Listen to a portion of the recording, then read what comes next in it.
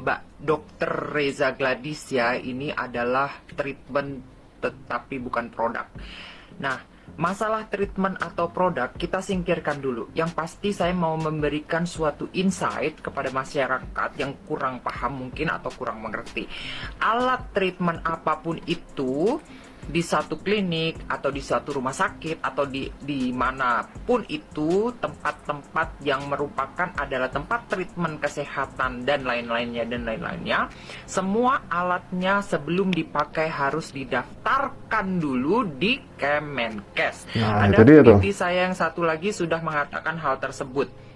Apapun itu, jadi ada yang namanya kalau alatnya itu harus ada izin edar, izin pakai, dan izin dari Kemenkes. Kalau obat dan makanan itu dari BPOM. Kalau yang skalanya pabrikan, kalau skalanya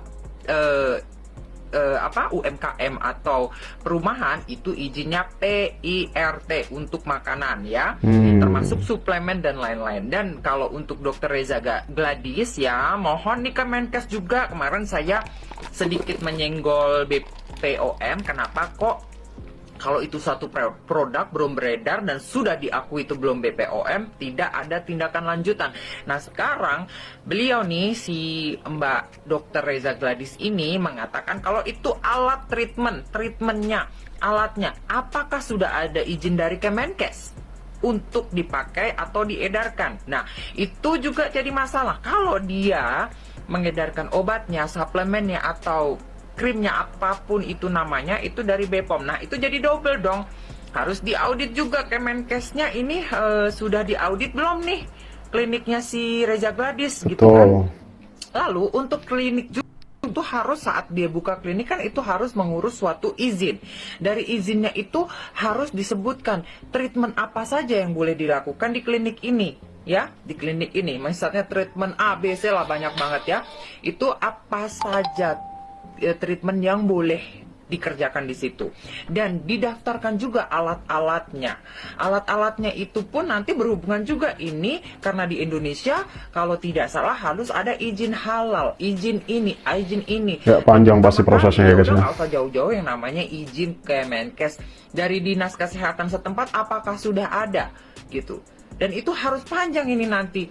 Dr. Reza Gladys ya, itu nanti benar-benar loh, ini untuk tolong ya di share atau di tag ke pihak pengacaranya Nikita Mirzani ya, itu juga harus dicek tuh kalau walaupun alat treatment itu harus ada izin.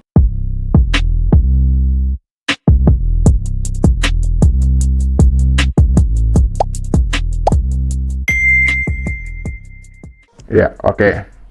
Mengenai treatment atau produk ya, anggap aja seperti aku sendiri yang mungkin ya aku nggak tahu nih, misal itu produk ataupun itu treatment gitu ya. Tapi yang jelas poinnya dari penjelasan salah satu kreator tadi bilang, apapun itu ya memang harus terdaftar. Paling penting itu dulu ya, karena digunakan untuk manusia gitu, untuk kepentingan orang lain juga gitu ya.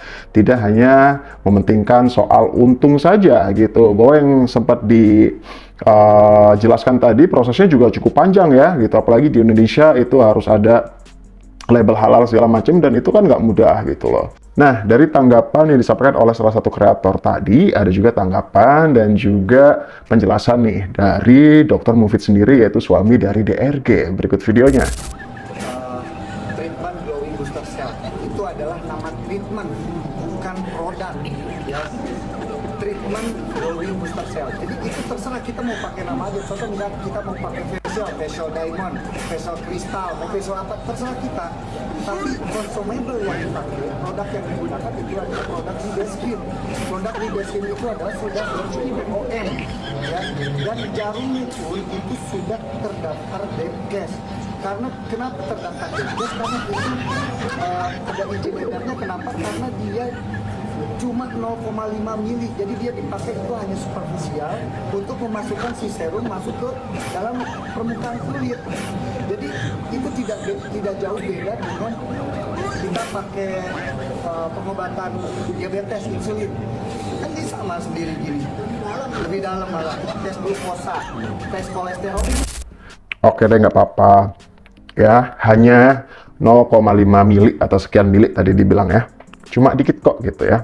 Yang penting terdaftar, itu dong. Dan diakui ya produknya, bahwa itu produknya dia, kemudian dilabeli, bahkan ditutupi stiker gitu ya, untuk BPOM-nya sendiri bahkan gitu.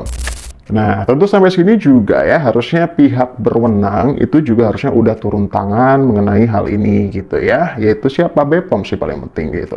Anda bermasalah secara pribadi dengan Nikita Mirzani? Betul. Terkait dengan Anda punya diri. Kredibilitas apa yang Anda persoalkan di sini? Saya dikata-katai saya abu-abu. Jangan dipercaya, yang jualnya dokter tapi dia penipu. Dia dokter sekolah mahal-mahal tapi nipu masyarakat. Anda abu-abu artinya apa ini abu-abu? Anda Coba memang tanyakan kepada terdakwa. Anda abu-abu apa?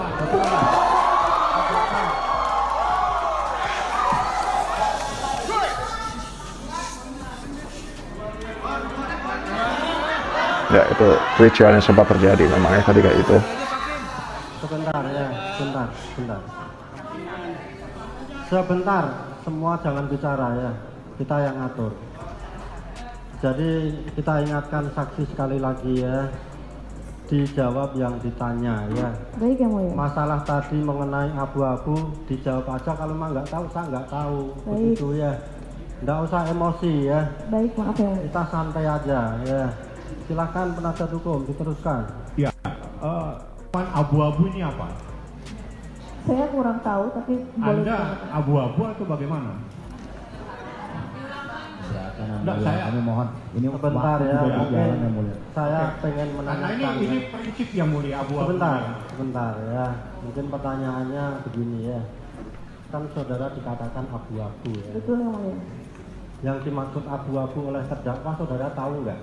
Yang dimaksud saudara terdakwa adalah beliau mengatakan saya ini penipu. Abu-abu titik, abu-abu. Iya, Maksudnya tahu nggak? Iya, Kak. Saya Yang dimaksud tahu nggak?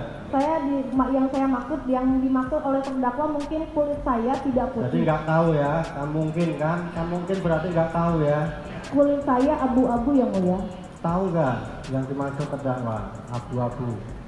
Pasti abu-abu itu dia tidak putih seperti yang kulitnya abu-abu Ya. yang mulia. Terus dengan perkataan terdakwa ini saudara merasa nyaman atau tidak? Sangat tidak yang mulia. Oke, silakan dilanjutkan. Ini sidang tentang pemerasan apa tentang kulit abu-abu ya? Gua ngeliatin cuplikannya doang yang lewat gitu. Jadi sekarang kesaksian DRG gitu. Lah yang dilaporin Nikita Mirzani yang dibahas apa? Yang dilaporin tentang pemerasan. Lah yang dibahas kulit abu-abu. Ditanya BAP jawabannya apa, dia jawabnya apa. Lah gue jadi bingung ini sidang. Maksudnya sidang pemerasan ngapa jadi ke sono-sono, ke abu-abu.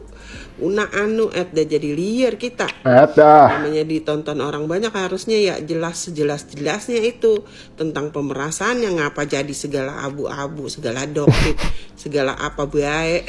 Ya. Apa mungkin kita mau orang awam kagak ngerti.